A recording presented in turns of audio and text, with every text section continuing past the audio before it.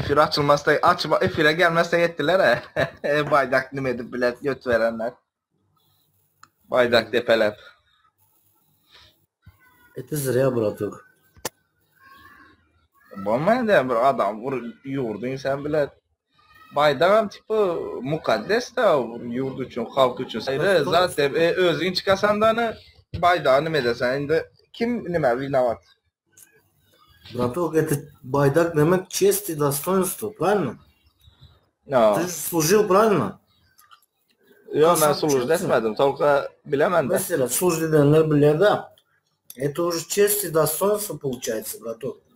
Baydak demek. Sen barlığın da şu baydak olmasa sen yok ucu. Ey samsık bilet.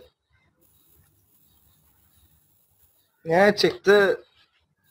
Hükümete zor kömek etti. Çıktı aktivizmin enesini skip verdi eline. Tamam da başka zat ne bilet de hemen baydağı zira etti. Nepravильно ettin onu. Hemen baydağı etmenemez. Şu yaxşıdır da etməlidir. Şu ne? Tipi Ayşe bilen Abdullah gitmeli. Zor bolatı da onun için. Onun için zor bolatı da. Da. Sen işte. Bu yam zakaz sen mi? Plaket. Olmayın da bir şey. Nime başka? Yine karankana hazır internette görəsmin ki tek bir efir açıb oturan. Yok.